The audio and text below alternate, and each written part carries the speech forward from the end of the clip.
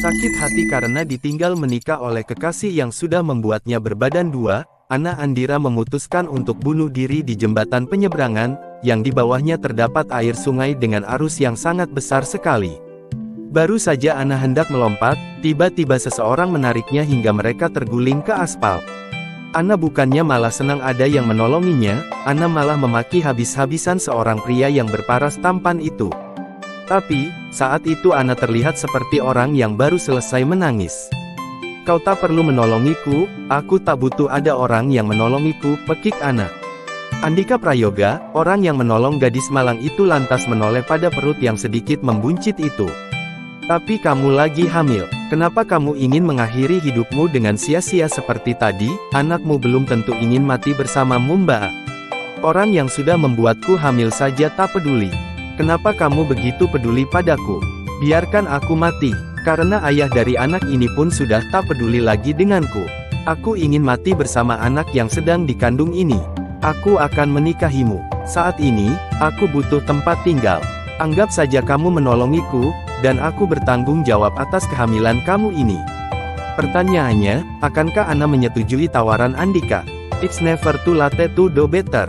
Tidak ada kata terlambat untuk menjadi lebih baik. Oke pemirsa, sebelum lanjut jangan lupa klik subscribe, klik kirim komentar di bawah Ensar. Dan jangan lupa aktifkan tombol lonceng notifikasinya agar pemirsa tidak ketinggalan video-video detektif cerita berikutnya.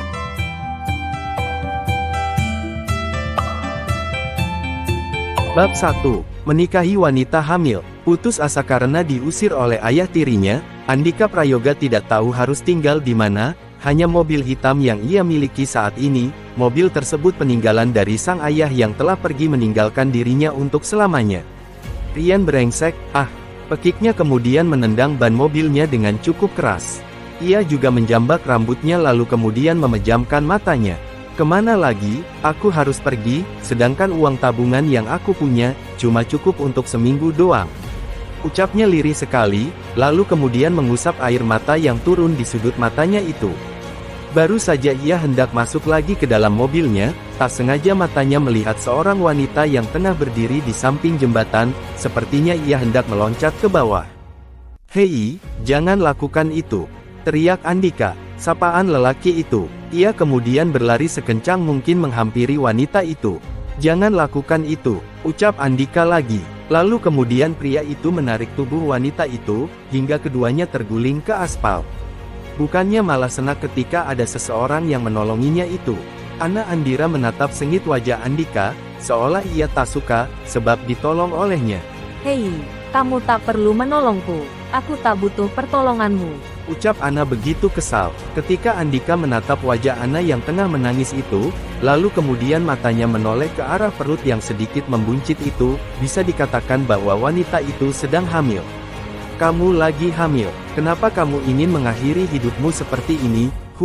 Kamu mau mati sia-sia," ucap Andika sedikit kesal atas tindakan Anna tadi. Anna pun mendengus kasar. "Orang yang sudah menghamiliku saja tidak peduli padaku. Kenapa kamu begitu peduli padaku? Biarkan aku mati, karena ayah dari anak ini pun sudah tidak peduli lagi denganku.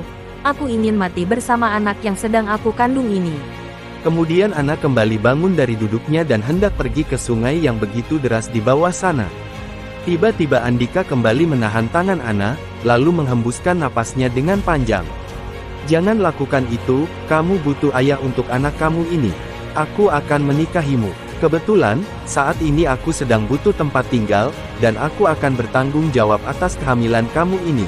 "Hahaha, jangan gila kamu." Anna tertawa campah ketika mendengar ucapan Andika. "What, kamu gila? Dari mana asalnya hal itu terjadi? Siapa nama kamu?" tanya Anna. "Namaku Andika Pratama. Aku butuh tempat tinggal, aku baru saja diusir oleh ayah tiriku." Semacam simbiosis mutualisme. "Please." Anna menelan salivanya, lalu menatap wajah Andika lagi. "Kamu yakin ingin menikah denganku? Dan juga bertanggung "Iya, jawab nama kamu jadi ayah siapa? untuk anak di Kita ke dalam rumah kamu kandunganku sekarang ini?" juga yuk. Jikalau kamu tidak percaya bahwa aku akan menikahimu, kita bertemu dengan orang tua kamu sekarang juga." "Aku tidak yakin kamu akan meneruskan niat kamu ini. Jika sudah bertemu dengan kedua orang tuaku, Andika, Kita coba saja dulu, asalkan kamu mau kerja sama. Ana terdiam sejenak, namun, tak lama setelahnya, ia pun menerima tawaran dari lelaki itu. Keduanya pun lalu pergi ke rumah orang tuanya Ana untuk meminta restu. Sebuah hantaman keras, meluncur dengan sempurna di wajah Andika. Mendapat salam pukulan dari ayah Ana setelah menjelaskan maksud dan tujuan dia datang ke sana. Berani sekali kamu, menghamili anak saya dan meminta maaf karena sudah membuatnya hamil. Berengsek, bentak si penampar, yang bakalan menjadi calon mertuanya itu. Dengar sahabat, yang barusan didapatkan Andika itu bukanlah pukulan yang pertama, dan juga bukan pukulan yang terakhir. Andika harus bersabar untuk menahan rasa sakit. Sekali lagi, saya minta maaf Pak. Mohon maaf atas kehilafan saya. Kedatangan saya ke sini adalah untuk bertanggung jawab. Saya akan menjadi suami yang baik untuk Ana, ucap Andika, setelah Sultan, calon mertuanya itu, berhenti menonjoknya. Andika memang datang untuk melamar Ana yang tengah hamil. Tetapi, bukan dia ayah yang sebenarnya dari si jabang bayi yang ada dalam kandungan Ana tersebut. Dia hanya berpura-pura saja. Kamu pikir, dengan kamu bilang, kamu akan bertanggung jawab dan menikahi anak saya akan luluh. Tidak semudah itu, bentak Sultan menatap nyalang ke wajah Andika yang penuh dengan lebam bekas tonjokan tersebut. Saya mohon Pak, izinkan saya untuk menikahi putri Bapak, pinta Andika, masih sambil menahan rasa sakit di beberapa titik pada wajahnya. Siapa nama kamu, sejak kapan kalian menjalin hubungan terlarang ini? Tanya Sultan dengan kasar. Nama saya Andika Pak, kami sudah menjalin hubungan sejak 6 bulan yang lalu. Kehamilan Ana sudah menginjak usia 3 bulan. Kami baru mengetahuinya karena Ana melakukan tes. Dia datang pada saya dan bilang, bahwa dia sedang hamil. Tutur Andika dengan tenang. Namun, seketika Sultan membuang muka kala mendengar penjelasan Andika yang benar-benar dia karang sendiri. Papa, berhenti jangan pukul Andika lagi. Sudah baik dia mau bertanggung jawab.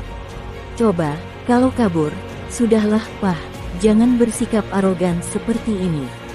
Pekik Cynthia, istri Sultan sekaligus mamanya Ana. Diam kamu, saya sedang menghukum anak ini. Dia sudah membuat keluarga kita malu. Aib itu Cynthia, aib. Pekik Sultan, dengan tangan yang sedang memegang kerah kemeja Andika. Tidak ada perlawanan sedikitpun dari Andika, pasrah, seolah memang dialah yang sudah menghamili Ana. Pria itu malah menatap Ana yang tengah menangisinya. Kemudian mengulas senyum tipis dan kembali menatap Sultan. Apa yang ingin Bapak lakukan pada saya, lakukanlah. Asalkan izinkan saya untuk bertanggung jawab dan menikahi Ana, saya mencintainya Pak.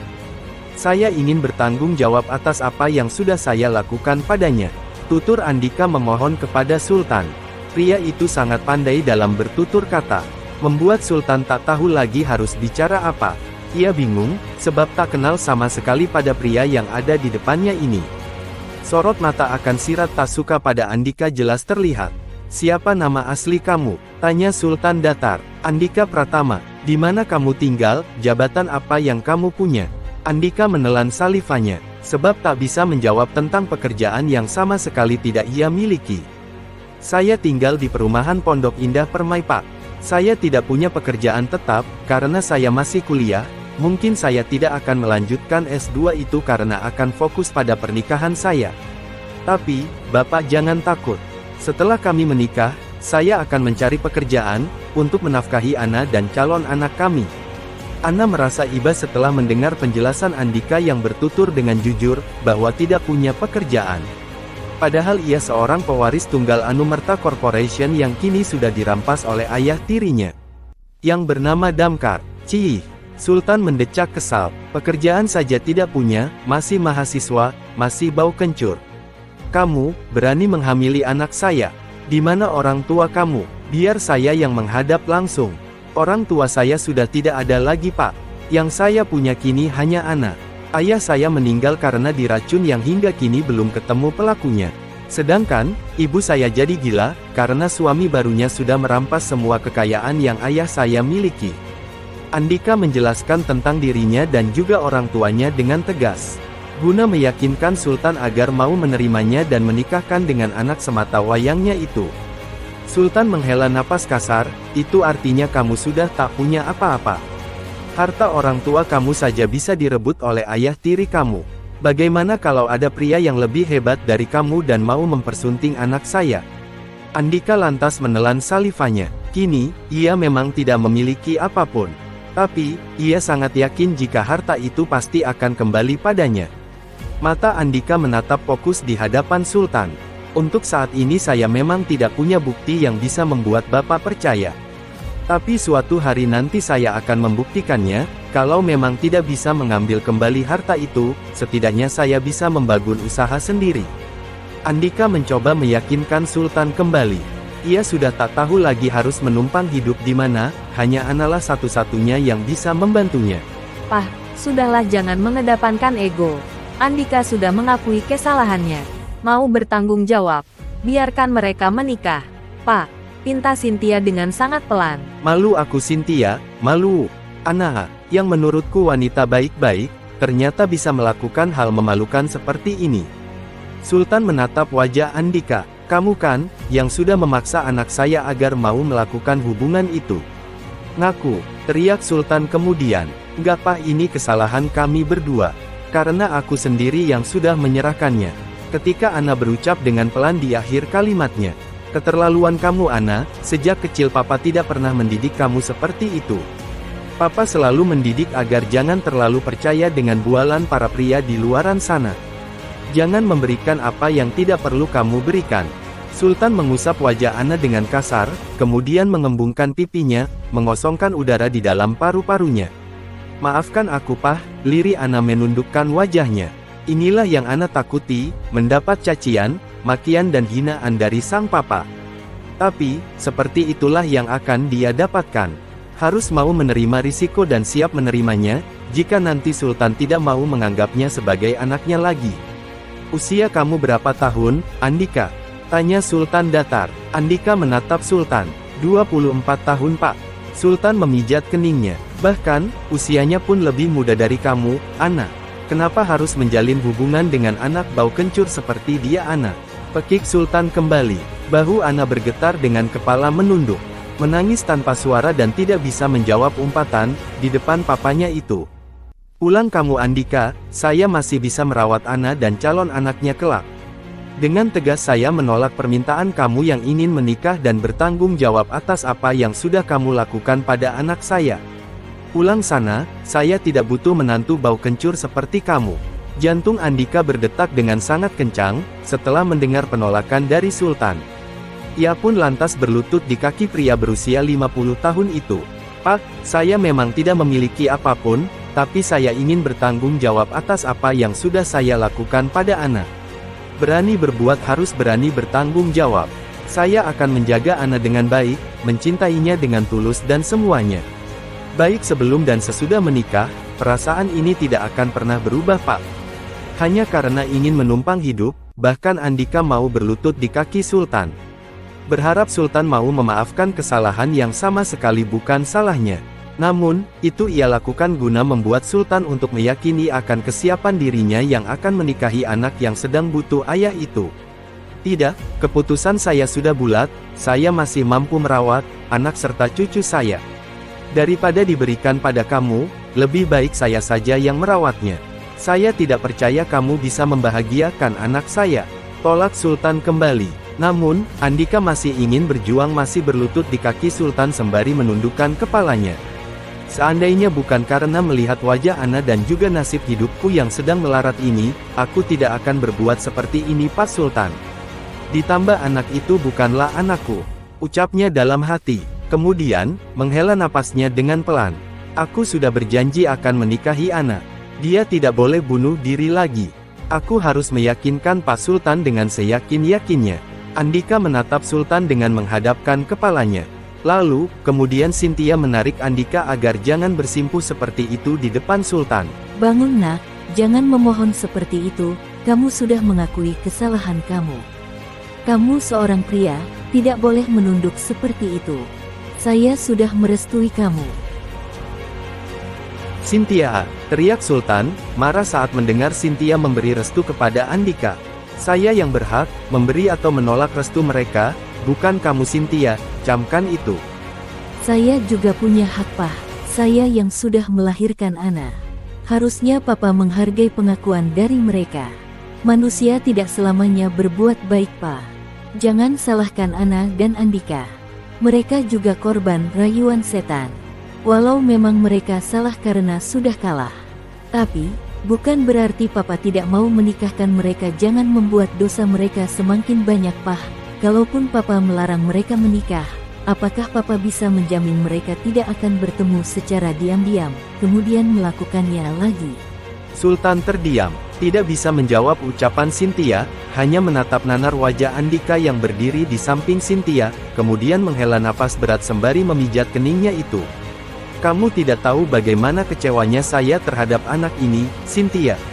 Pekik Sultan seketika memarahi Cynthia.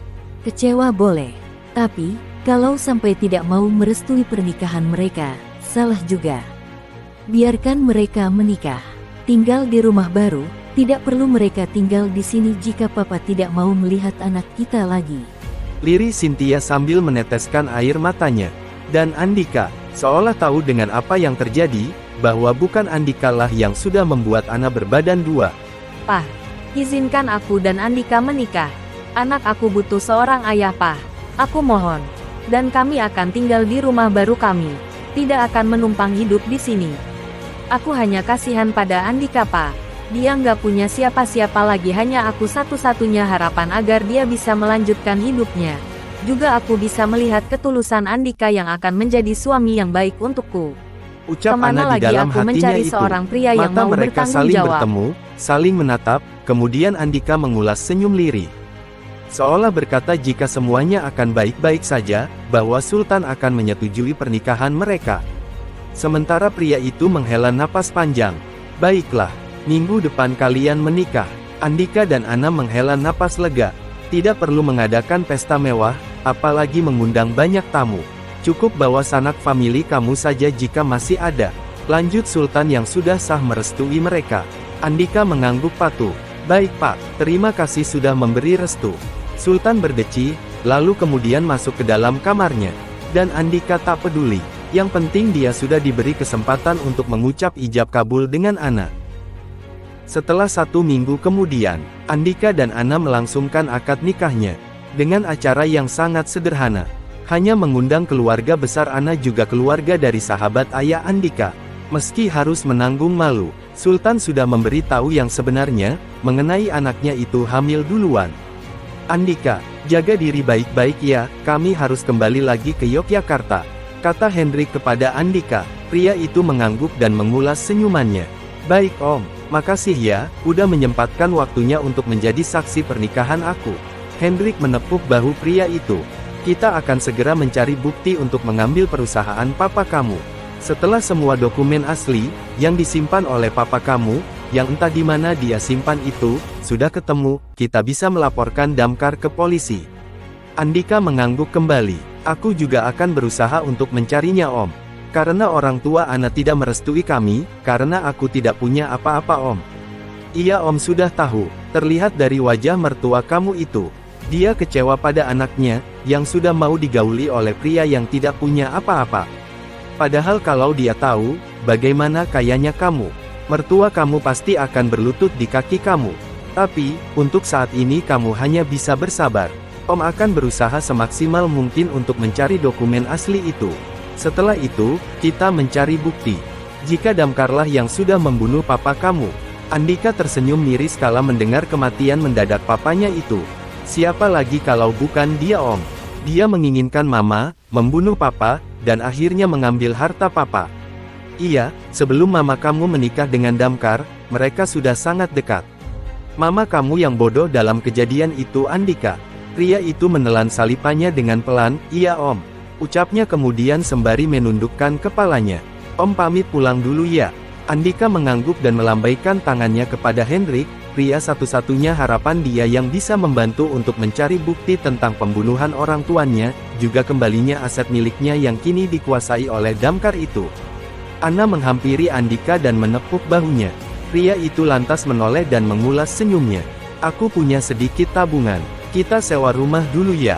Setelah itu kita akan beli rumah yang lebih layak, kata Andika dengan lembut. Ana pun mengulas senyumnya. Papa mau bicara sama kamu Andika.